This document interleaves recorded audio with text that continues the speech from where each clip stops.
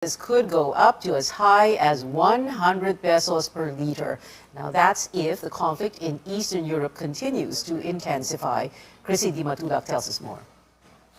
Pag umabot ng 200, talagang tatapalo po yun. Pwede, depende kung how high it will hit in the world market, no?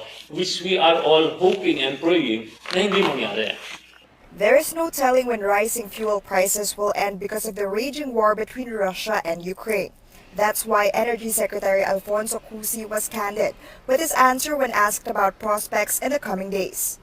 The government is on alert against possible overpricing, especially on basic goods and commodities. Retailers say while the situation is fluid, they are mindful of the price impact on consumers. Nasa kanila kung magtataas ang presyo or keep their prices steady. No? Nasa kanila yun. When they say steady, they might want to increase after a month, after 2 months, no? Delay it a bit para hindi sabay-sabay ang pag-increase ng mga presyo ng bilihin at may choice ang mamimili. Prices of basic goods in supermarkets have been steady at least for now. A canned sardine sells for 13 pesos to 18 pesos, powdered milk 50 to 91 pesos, and bread at 23 to 39 pesos. Prices are relatively stable in wet markets as well. Commercial rice retails from 38 to 52 pesos.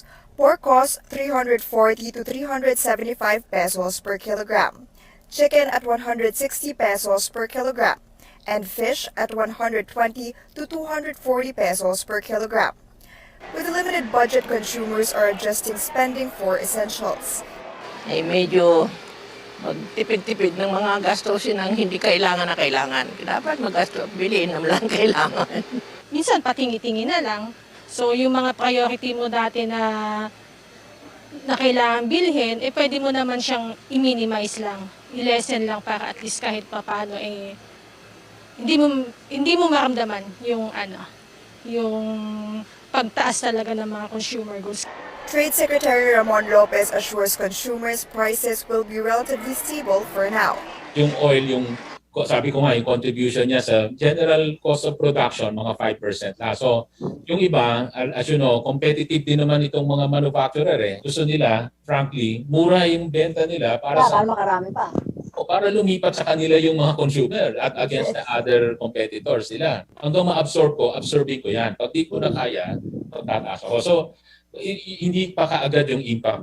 House Ways and Means Committee Chairman Joey Salceda said in a statement that if oil goes below $120 per barrel, next week's round of price increases may settle at 8 pesos 70 centavos for gasoline, 7 pesos 25 centavos for diesel, and almost 7 pesos for kerosene, still a hefty price. World oil price at one point jumped to nearly $140 per barrel. The government says the worst has yet to come from the global economic shock. Chrissy Di Matulak, CNN Philippines. PUV drivers in the provinces also say rising fuel prices are taking a toll on their daily income. Take a listen. Ang kita namin ngayon, halos lahat sa gasolina na lang napupunta. Dati, nasa 600 to 700 lang ang kita namin. Ngayon, nasa 300 na lang dahil sa taas ng increase. Minsan, 400 na lang ang naiuwi namin dahil sa hirap ng sitwasyon. Ngayon, lalo na pandemic. Paano mo mapagkakasya ang 400 kung may pamilya ka na? Sana kahit konti taasan nila ang presyo ng pamasahe para hindi lang ang mga driver ang mag-suffer sa krisis sa gasolina. While drivers are asking for a fair increase, some groups are seeking a new daily minimum wage of 750 pesos. Our senior correspondent Lois Calderon spoke to a member of the National Wage Board and to labor organizations. She joins us live. Lois, is there already an actual filing?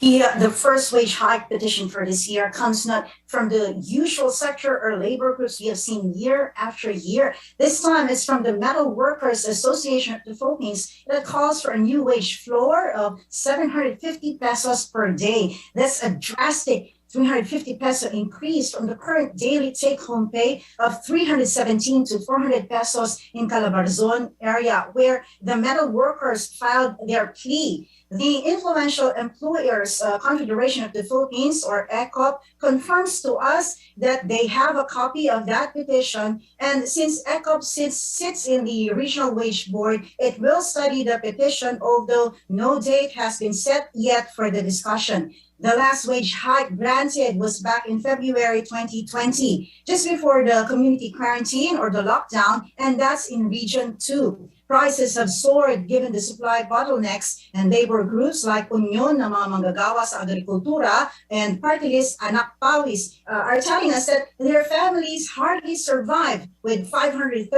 pesos minimum wage for Metro Manila. These labor groups want wages to rise to 750 pesos per day, or at the very least, a 100 peso increase across the board. A real wage na value ngayon ng 537 ay actually 437 na lang siya, yung real value niya. So, yung nawalang 100 piso sa panahon pa yun ng pandemya, how much more na matindi yung pagtaas ng presyo ng langis, presyo ng mga pangunahing bilihin. Pia, the metal workers pleased the first in string of wage petitions we're expecting this month. There will be more. Pia? Lois, there's a one-year ban on filing a new wage hike petition. The Regional Tripartite Wage Board turning down the petition of the Union ng mga manggagawa sa agrikultura and Anak Pawis for a 100 peso wage hike. Can they file again? That's right, Pia. Anak Pawis National President Ariel Casilao says the prescription period lapsed last February, and so they can file within this month. But remember, the wage board last year dismissed their petition on technicality. It said the across-the-board minimum wage increase does not fall within the jurisdiction of the NCR Tripartite Wage Board. We talked to Sergio Ortiz Luis, the president of the Employers Confederation of the Philippines. He sits on the Tripartite Wage Board representing the private sector. This micro, who employs the most of them, is not capable of salary increases. I'm not saying we are not doing increases. I'm just warning people not to create expectation. Medyo malabo yung magbigay ng increase sa minimum wage this time around. Meantime, Labor Secretary Sylvester Bello has ordered the boards to speed up its review on the minimum wages. Bello admits that the current daily minimum wage in NCR is no longer able to cope with skyrocketing prices of basic commodities. The boards are expected to submit their recommendations before end of April. Back to you. Lois Calderon there reporting.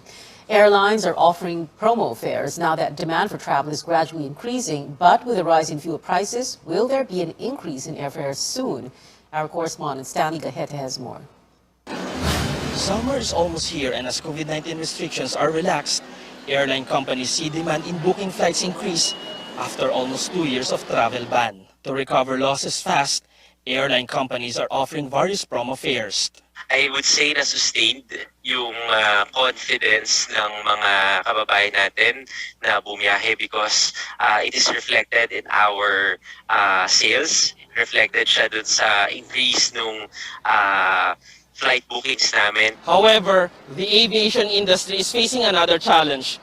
While the economy is recovering, the Russia-Ukraine conflict is affecting the world market. Well, definitely, no, it's a cause for concern yung nangyayari ngayon sa Russia because isa siya sa pangunahing pinagmumula natin or pinagkukunan ng fuel or ng supply ng produktong petrolyo, no. Fuel hedging is an important strategy for airline companies to buy jet fuel while price is still affordable.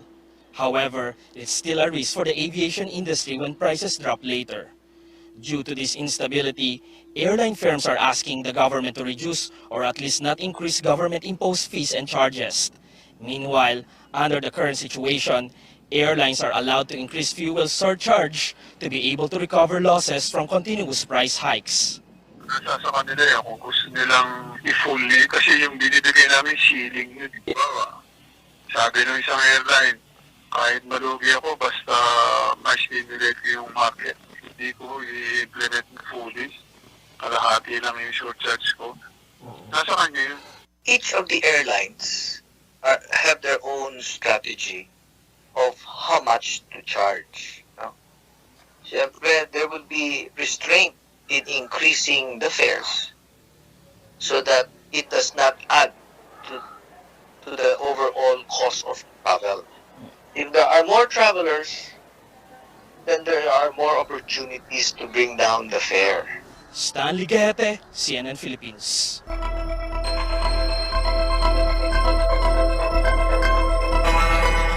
A glimmer of hope for Ukrainians 2 weeks since the Russian invasion. Officials say Ukraine has, quote, enjoyed considerable success against Russian aircraft, preventing Russia from taking control of its airspace. Ukrainian forces have also agreed to a 12-hour ceasefire beginning this afternoon to allow more civilians to escape. The routes will be in 5 more cities, including Mariupol, which has been surrounded by Russian troops. The evacuation corridor in the city of Sumy will also remain open until Thursday, Philippine time. About 5,000 Ukrainians have fled to safety since Tuesday. Well, hundreds of Filipinos in Ukraine have also sought refuge in neighboring countries. While the government is scrambling to save more of them, an expert raises the alarm over another possible impact of Russian attacks on the country. Tristan Adalo tells us more about this and why the Philippines should keep its stance on the conflict. Time is of the essence in evacuating Filipinos from Ukraine as the Russian invasion rages on. Government officials say that the situation there remains fluid and the conditions in crisis zones get harsher. They also appeal to Filipinos to reconsider their decisions and get out of Ukraine while there's still a chance. The Foreign Affairs Department says close to 200 Filipinos are now out of harm's way. 63 of them have been repatriated to the Philippines. Some are now in Poland, Moldova, Hungary, Austria, and Romania. They're currently in Kiev and Lviv while seafarers are stranded in the Black Sea. May mga kababayan tayong ayaw umuwi sa Pilipinas kasi nandun daw po yung mga trabaho nila. And some of them, yung mga employers nila are continually giving salaries. We'd like to tell them na, over 2 million na po yung refugees na tumawid. No? Ibig gusto po sabihin nun, lumalala na yung sitwasyon, they should exercise their sound judgment. But apart from what was described as the fastest growing refugee crisis in Europe since World War II, foreign policy experts say the Philippines should watch out for possible spillover effects of the Russia-Ukraine conflict. Some experts also warn that other big countries could use Russia's incursion into Ukraine as a justification of their future actions toward less powerful nations. The new government to accept the reality that Russia's war against Ukraine will not stay in Ukraine and in Europe but will spread elsewhere. And the new leadership, which must have the vision, which must have the moral courage and conviction, must prepare the Philippine nation for this coming strategic contagion. What happened in Ukraine is just the beginning. The best foreign policy for the Philippines in this specific case is one that will ensure the following. First, China will not use the Russian invasion of Ukraine as a precedent to encroach on Philippine island territories and maritime zones in the West Philippine Sea. So what can the Philippines do amid this full-blown conflict? Foreign policy experts say that the country must maintain its position against the attack.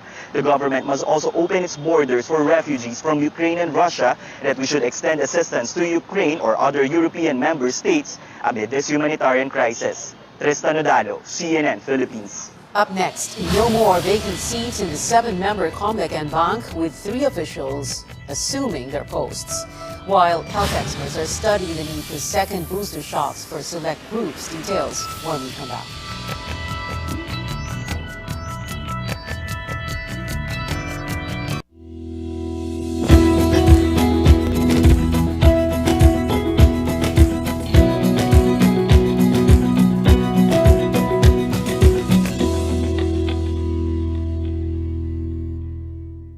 Bilib ako sa MX3 dahil ito ay napatunayang may alpha, beta, SMC, San Miguel Corporation.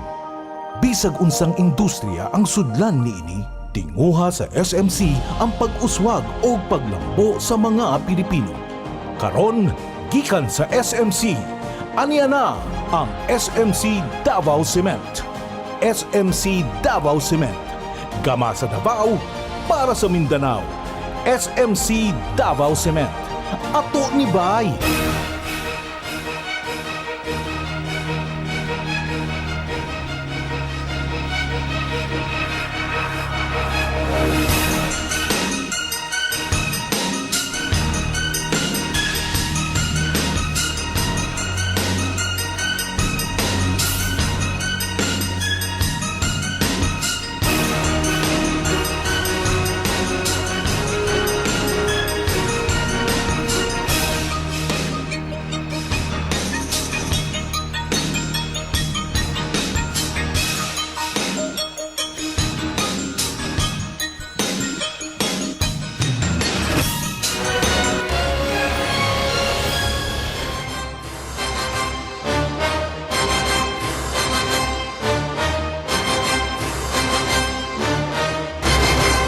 Welcome back to Newsnight. The Commission on Elections gets a full bench once more after a month-long wait.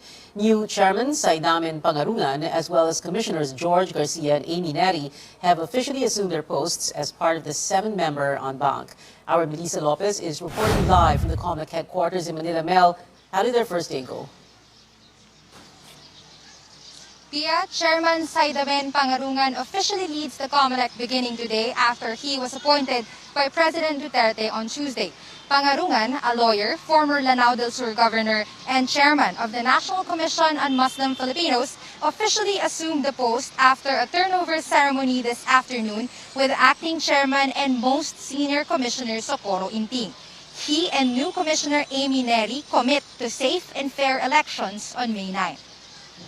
We aim to strengthen this commission so that we can perform our most important mandate, and that is to preserve the sanctity of the vote and the independence of this commission.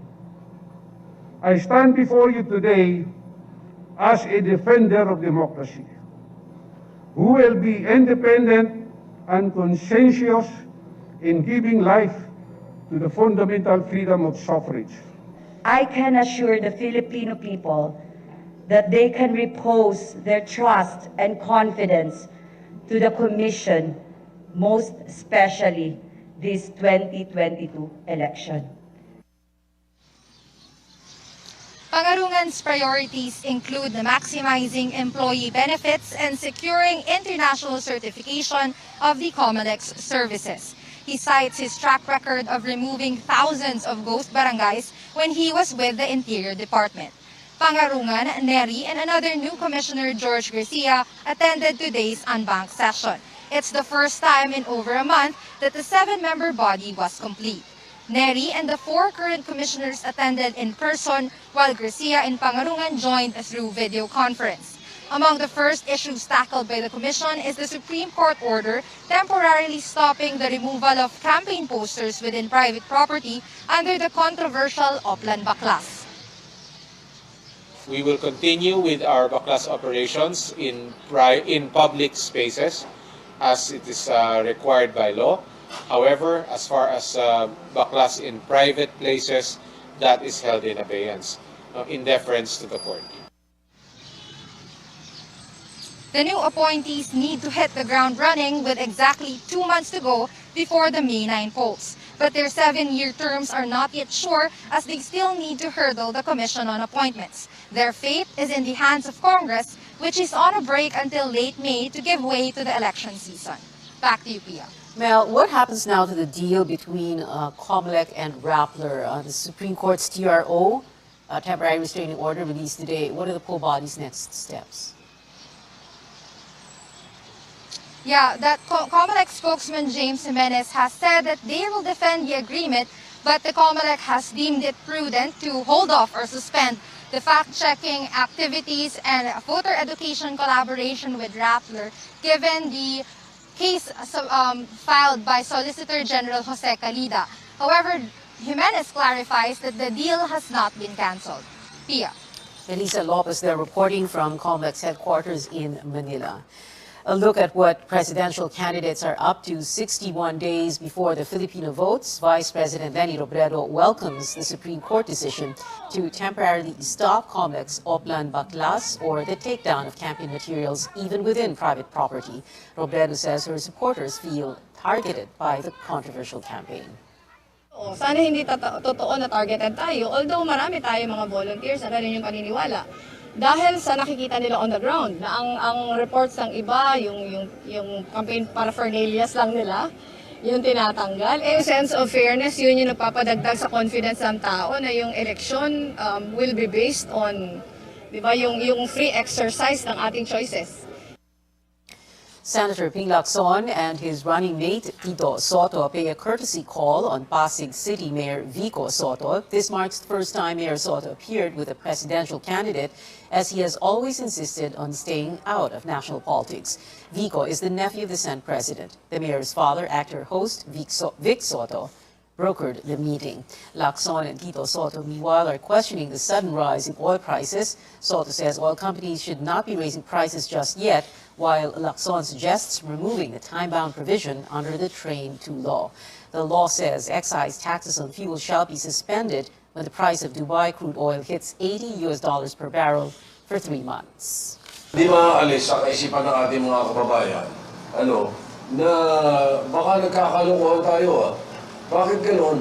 Yung mga nakatambak sa kanilang mga tangke, mga ilang linggo na yun doon Baka buwan pa nga Bakit biglang may usapan na pagtaas ng presyo? Lahat ng mga nabili nila dati sa ganung presyo, itataas ang presyo, idadamay kagad dito. Parang wala sa lugar. Sa akin, kung magkakaroon special session, gusto namin, revisit na lang yung sa Train 2 Huwag na lagyan ng time frame. I-open-ended na lang yung, wala na yung mag-expire ng December 2020 or 2022. Kasi hindi natin, unpredictable na talaga ng ang presyo na langis. Willie Ong, the running mate of Manila Mayor Isko Moreno, urges the government to prepare for a possible radiation emergency. As the war in Ukraine intensifies, Ong points out other countries have prepared fallout shelters and basements, as well as radiation emergency kits, while millions of Filipinos could die of radiation poisoning because of the lack of preparation. Faisal Mangundato and his running mate Carlos Serapio calling for peace and continuing dialogue between Ukraine and Russia. The tandem says the international community should create conditions for mutual understanding. We condemn every act of violence that causes human suffering and considers war as a scourge of humanity. No one wins from suffering and from fighting. Unless it stops, the entire world will agonize. Bongbong Marcos vows to fix the country's high power rates without elaborating as the Ukraine-Russia war intensifies. Marcos also vowed to continue President Duterte's Build, Build, Build program in Abra, where he campaigned today. Palalawakin pa natin dito sa lalawigan ng Abra, marami pong nakaplano na pwedeng ilagay na infrastructure ng mga tulay, ng mga kalsada upang mabuksan na ang ating probinsya, simulaan na ang pag-unlad at pagpasigla ng ating ekonomiya. Marcos's security personnel did not allow journalists to ask more questions as they escorted him to his float to make their way to his campaign rally in Abra. The former senator also campaigned in Kalinga province today.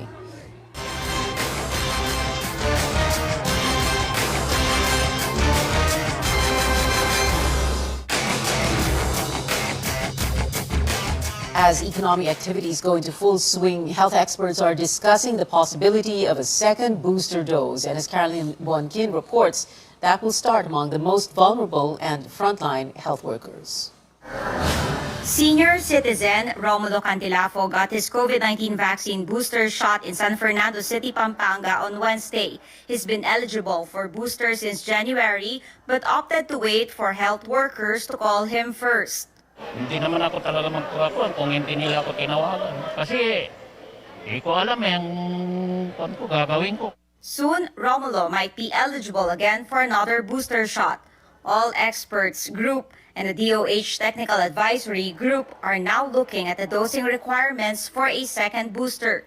They're still looking at the benefits outweighing the risk. Sino pa ang bibigyan at ano ang dose? Maybe in a couple of weeks, we'll have the final consensus among our experts. Siguro within next week, lalabas na yun. Pag lumabas yung guideline, immediate na yun.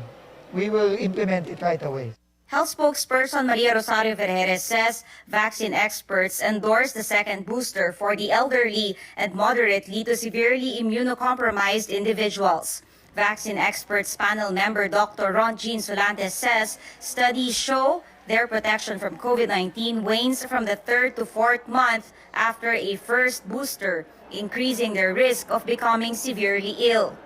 This is why vaccine experts suggested a 4-month interval between the two booster shots. Also recommended to take a second booster are those often exposed to likely infected people, including health workers and airport personnel. But Dr. Solante clarifies this is only optional and not yet recommended for fully boosted young and healthy adults. That's on a premise that we have a surplus of vaccines. Otherwise, kung kulang ang bakuna natin, and then we still need to try. So the objective is still giving the primary vaccine series to unvaccinated, and then giving the first booster to this vulnerable population who haven't had their booster. Booster for children and teenagers are also not yet on the table. Others have yet to complete their doses, like Alexandra Torres, who just got vaccinated after turning 12 last month. Para po makaiwas sa COVID pag nag-face-to-face po. She feels safer meeting her classmates again at the start of their face-to-face classes next week. Caroline Bongkis, CNN Philippines. Still to come on Newsnight, the Athletics Track and Field Association clarifies EJ Obiena still has a chance to take part in the Southeast Asian Games with the national team. Plus, Apple introduces a wide array of gadgets. Let's think of budget, including the first budget iPhone with 5G access. Details next.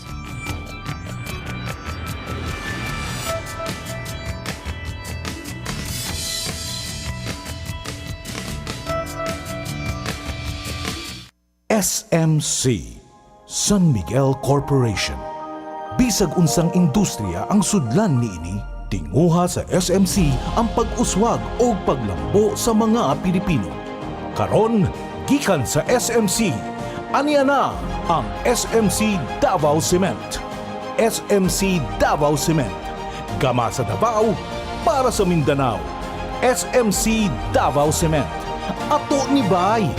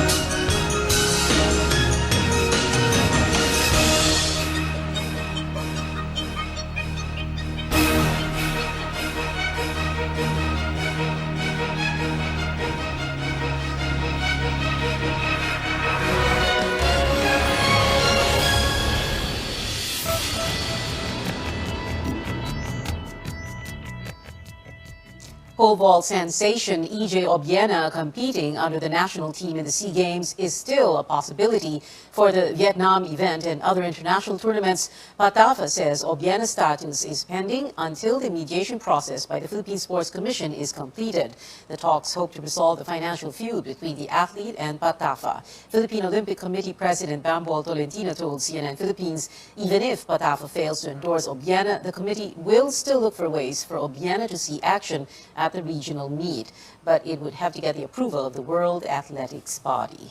And for those looking to make a gadget upgrade, Apple unveiling new products yesterday at its first launch event of the year. Highlights include a budget iPhone SE, an updated iPad Air, and a more powerful Mac chip. The new iPhone SE notably has access to 5G, a first for its lower-cost phone models. It'll be sold in the U.S. for $429 or around 22,000 pesos. The new iPad also featuring 5G connectivity and a revamped camera. No news yet on when these products will arrive here in the Philippines, but they will go on sale in the U.S. Sunday. And that is it for now. Join me again on News.ph at 7 p.m. I'm Pia Ontiveros for Newsnight, where we go above and beyond the headlines.